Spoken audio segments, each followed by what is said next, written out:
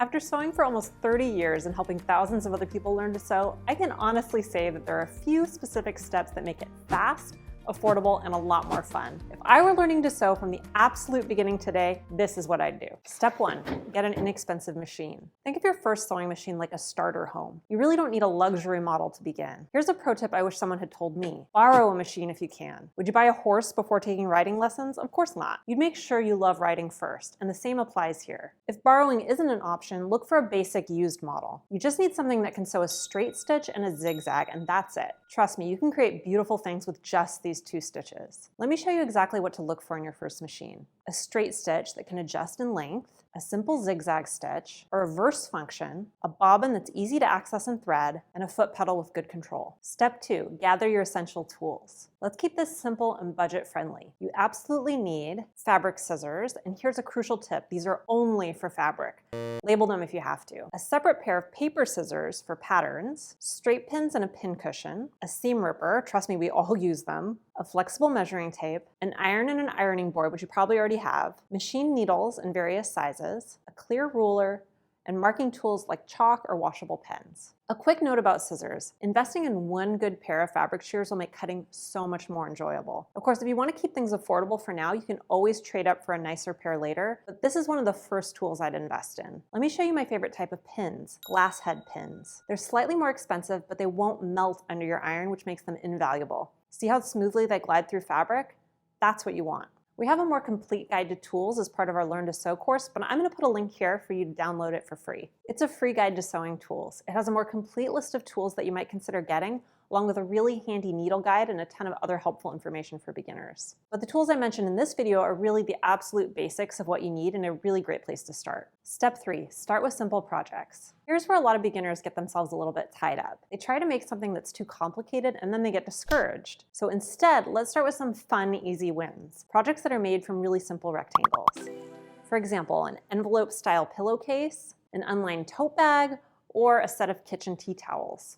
Now you might be thinking, boring, but that's where fabric choice comes in. When you make something simple like this, it's really a chance for the fabric to sing. Plus, these are things that you can potentially use and enjoy every single day. So if you choose a really delightful fabric, you're gonna love seeing them. I have pillows on my sofa that I've made, and I love that I get to use them all the time. Let's talk about fabric choice. So for these first projects, head straight to the quilting cotton section. Why? Well, because these fabrics are 1, stable and easy to work with, 2, they come in beautiful prints and colors, 3, they hold their shape well, 4, they're forgiving when you press them, and 5, they're usually very affordable. Now, quilting cottons don't always work well for clothing because they're a bit stiff, but for your easy wins, they're perfect. Don't worry, we're gonna get to clothing soon. But for these projects, the trick is to make sure this is something you're actually gonna get joy from using, however simple it is. That's what's gonna motivate you to push yourself a little further with your next project. Step 4 is to learn to use a simple pattern. So now you're ready to use your very first sewing pattern. Your goal at this point is to find a pattern for a simple garment and learn to read it. Try to find a pattern without a lot of curves or pieces, something that's not too fitted, and without a zipper or buttons. Again, even if the shape is simple, you can use a beautiful color or print to make it really special. Choose a high-quality pattern that includes extra learning resources if you can. Just to plug our own patterns, we always make sure to include a lot of reference information and links to tutorials within the pattern instructions so you have support. But you can also just look things up as needed when you're sewing. The important thing is, if you don't understand something, research. Don't just try to wing it.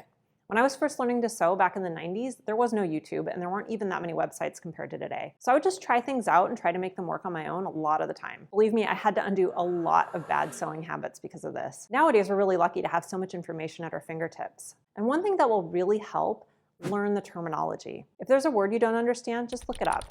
There are a lot of words you might not know going in, and that's totally okay. Seamwork patterns actually come with a glossary for that very reason. Some patterns I recommend you start with, the quince day robe. So this is the first pattern we teach in our Learn to Sew class, which I'll link to below. It's basically made from a bunch of rectangles and it can be sewn in tons of different fabrics and prints. And then there's Georgia. This is the second pattern we teach in the Learn to Sew class, and it has a couple features that are slightly more advanced, like darts and a curved hem, but it's still suitable for a beginner. Next is the Hansi top. This pattern is actually free, so I'll put a link to it below. It's pretty simple to sew with very few pieces, and you can use a lot of different fabrics. You can leave the chest pocket off the first time you make it, and then try making it again and adding the pocket for a little bit more challenge. Step 5 is choosing your next skill to conquer. So the method I'm going to show you now is by far the fastest and most efficient way to learn to sew. This is the same process I went through when I was learning to knit, actually. With every new project I did, I tackled one specific new skill that I wanted to learn. And by the end of the project, I'd mastered it. So in a short amount of time, I'd become pretty darn good at knitting. And you can do the same thing with sewing. Let me show you how this works. First, pick out several patterns that you'd like to make that seem like a little bit of a challenge, but not too crazy complicated. So don't go for a fully lined, tailored coat or anything like that. Maybe stick with dresses, tops, and skirts for now. For each pattern, read through the description and look at the images and list out the skills you'd need to build in order to make it. For example, if you wanted to make the Joss pants, you might list out a couple things like top stitching or learning to sew an elastic waistband. Then gather a few resources on those particular skills so that when you come to those parts, you can focus on learning those skills really well.